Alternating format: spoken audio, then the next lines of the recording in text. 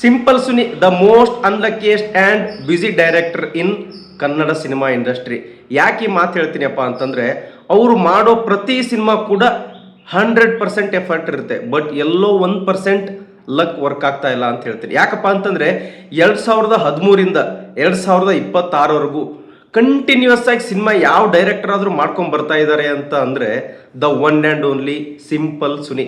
ಇವ್ರ ನಿಜವಾದ ಹೆಸರು ಏನು ಗೊತ್ತಾ? ನರಸಿಂಹಯ್ಯ ಸುನಿಲ್ ಕುಮಾರ್ ಅಂತ.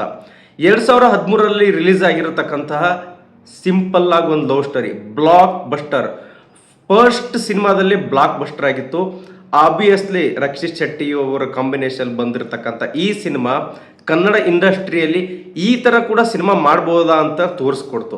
2013 ಆದಮೇಲೆ 2026 ಅಟ್ ಪ್ರೆಸೆಂಟ್ ಇವರು ಸುಮಾರು 13ರಿಂದ 14 ಸಿನಿಮಾ ಮಾಡ್ಕೊಂಡು ಬಂದಿದ್ದಾರೆ.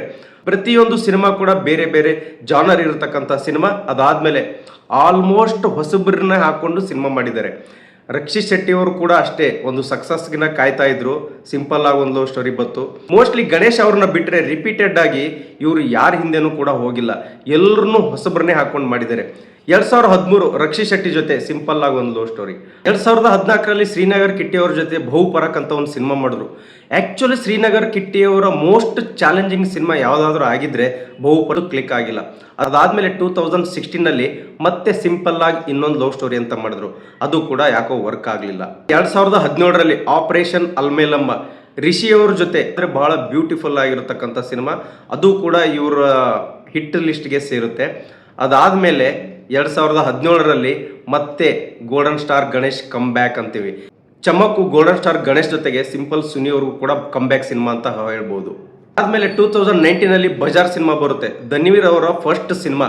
ನೋಡಿ, ಇದು ಕೂಡ ಡಿಫ್ರೆಂಟ್ ಜಾನರ್ ಇತ್ತು ಸಿನಿಮಾ, ಒಂದು ರೇಂಜಿಗೆ ಪರವಾಗಿಲ್ಲ ಅಂತ ಹೇಳ್ಬೋದು. ಆದಮೇಲೆ 2021ರಲ್ಲಿ ಸಖತ್ ಅನ್ನೋ ಸಿನಿಮಾ ಬರುತ್ತೆ. ಗೋಲ್ಡನ್ ಸ್ಟಾರ್ ಗಣೇಶ್ ಮತ್ತು ಸಿಂಪಲ್ ಸುನಿ ಅವರ ಚಮಕ್ಕಲ್ಲಿ ಏನು ಮೋಡಿ ಮಾಡಿದ್ರಲ್ಲ, ಈ ಸತಿ ಅವರು ಸಖತ್ ಅನ್ನೋ ಸಿನಿಮಾದಲ್ಲಿ ಆ ಮೋಡಿ ಮಾಡೋಕ್ಕೆ ಹೋಗಲಿಲ್ಲ.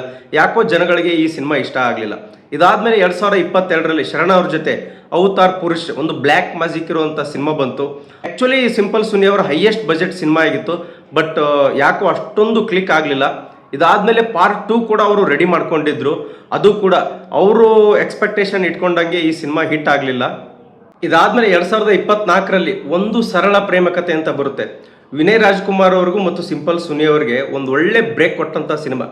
ಎಷ್ಟು ಬ್ಯೂಟಿಫುಲ್ ಆಗಿತ್ತು ಈ ಸಿನಿಮಾ ಅಂತಂದರೆ, ನಿಜಕ್ಕೂ ಹೇಳ್ತೀನಲ್ಲ, ಸಿಂಪಲ್ ಸುನಿ ಅವರು ಎಷ್ಟು ಸಿಂಪಲ್ ಆಗಿರುತ್ತೋ ಅದೇ ಥರ ಅವರು ಸಿನಿಮಾ ಟೈಟಲ್ಗಳು ಕೂಡ ನೀವು ನೋಡ್ಕೊಂಡು ಬನ್ನಿ, ಬಹಳ ಅಂದರೆ ಬಹಳ ಒಂದು ಪೊಯೆಟ್ರಿಕ್ ಆಗಿ ಸಿಂಪಲ್ ಆಗಿ. ನೋಡಿ, ಒಂದು ಸರಳ ಬ್ರಾಕೆಟಲ್ಲಿ ವಿ ಬರೆದಿರ್ತಾರೆ, ಒಂದು ಸರಳ ಮತ್ತು ವಿರಳ ಪ್ರೇಮ ಕಥೆ. ನಿಜಕ್ಕೂ 2024ರಲ್ಲಿ ಒಂದು ಒಳ್ಳೆ ಬ್ಲಾಕ್ ಬಸ್ಟರ್ ಸಿನಿಮಾ ಆಗಿತ್ತಿದು. ಇದಾದಮೇಲೆ 2025ರಲ್ಲಿ ದುಷ್ಯಂತ್ ಅನ್ನೋರ ಜೊತೆ ಹೊಸ ಸಿನಿಮಾ ಗತ ವೈಭವ. ಇದು ಸಿನಿಮಾ ಒಂಥರ ಚೆನ್ನಾಗಿತ್ತು, ಬಟ್ ಎಲ್ಲೋ ಒಂದು ಸ್ಕ್ರೀನ್ ಪ್ಲೇಲಿ ಇವರು ಸ್ವಲ್ಪ ಚೆನ್ನಾಗಿ ಆಟ ಆಡಿದ್ರೆ ಎಲ್ಲೋ ವರ್ಕ್ ಆಗ್ತಿತ್ತು ಅಂತ ನನ್ನ ಫೀಲ್ ಆಯಿತು. ಸೊ ಇದು ಕೂಡ ಅವ್ರು ಅಂದ್ಕೊಂಡಿರ್ತಕ್ಕಂಥ ಹಿಟ್ ಆಗಲಿಲ್ಲ. 2025ರಲ್ಲಿ ಅವರು ಆ್ಯಕ್ಚುಲಿ 3 ಸಿನಿಮಾ ಘೋಷಣೆ ಮಾಡಿದ್ದಾರೆ. ಲಂಬೋದರ 2.0, ದೇವರು ರುಜು ಮಾಡಿದನು, ಮತ್ತು ನಿನ್ನೆಲ್ಲ ಮೊನ್ನೆ ಇನ್ನೊಂದು ಸಿನಿಮಾ ಘೋಷಣೆ ಮಾಡೋದು, ಮೋಡ ಕವಿದ ವಾತಾವರಣ. ಎಷ್ಟು ಬ್ಯುಸಿ ಇರ್ತಾರಪ್ಪ ಅಂತಂದರೆ ಇವರು ನೋಡಿ, ಬ್ಯಾಕ್ ಟು ಬ್ಯಾಕ್ ಸಿನಿಮಾ ಮಾಡ್ಕೊಂಡು ಬರ್ತಾನೆ ಇದ್ದಾರೆ. ಅದು ಹಿಟ್ ಆಗಲಿ ಅಥವಾ ಫ್ಲಾಪ್ ಆಗಲಿ, ಸಿನಿಮಾನೇ ನಾನು ಉಸಿರು ಅಂತ ಹೇಳ್ಬಿಟ್ಟು ಒಂದಾದ್ಮೇಲೆ ಒಂದು ಸಿನಿಮಾ ಮಾಡ್ಕೊಂಡು ಬರ್ತಿದ್ದಾರೆ. ಬರೀ ಯಾರಾದರೂ ಒಂದು ಹಿಟ್ ಕೊಟ್ಟರೆ ಅವರಿಂದನೇ ಹೋಗೋ ಈ ಕಾಲದಲ್ಲಿ ಹೊಸಬ್ರನ್ನ ಹಾಕ್ಕೊಂಡು ನಾನು ಕನ್ನಡ ಸಿನಿಮಾ ಮಾಡ್ತೀನಿ ಅಂತ ಹೋಗ್ತಾ ಇದ್ದಾರೆ. ಅದಾದಮೇಲೆ ಆ್ಯಕ್ಚುಲಿ ಇವರು ಡೈಹಾರ್ಡ್ ಫ್ಯಾನ್ ಆಫ್ RCB, ಎಲ್ಲ ಕಡೆನೂ RCB ಜೆರ್ಸಿ ಹಾಕ್ಕೊಂಡೇ ಇರ್ತಾರೆ. ಇನ್ಫ್ಯಾಕ್ಟ್ ಅವರು ಇಷ್ಟೊತ್ತಿಗೆ ಸೋಷಿಯಲ್ ಮೀಡಿಯಾದಲ್ಲಿ RCB ಜೆರ್ಸಿ ಬಗ್ಗೆ ಒಂದು ಒಳ್ಳೆ ಮೆಸೇಜ್ ಹೇಳಿದ್ದಾರೆ. ಸೊ ಇಂಥವ್ರ ಸಿನಿಮಾಗಳನ್ನ ನಾವು ಇನ್ನೂ ಜಾಸ್ತಿ ನೋಡಬೇಕು. ಅದೇ ರೀತಿ ಇವರು ಸಿನಿಮಾನ ಸ್ವಲ್ಪ ಜಾಸ್ತಿ ಪ್ರಮೋಷನ್ ಮಾಡಬೇಕು ಅಂತ ನನ್ನ ಅನಿಸಿಕೆ. ಗೈಸ್, ಈ ವಿಡಿಯೋ ನಿಮ್ಗೆ ಇಷ್ಟ ಆದರೆ ಒಂದು ಲೈಕ್ ಮಾಡಿ, ಹಂಗೆ ಒಂದು ಫಾಲೋ ಮಾಡಿ, ಕಮೆಂಟ್ಸ್ ಮಾಡಿ ನಿಮ್ಗೆ ಏನು ಅನಿಸುತ್ತೆ.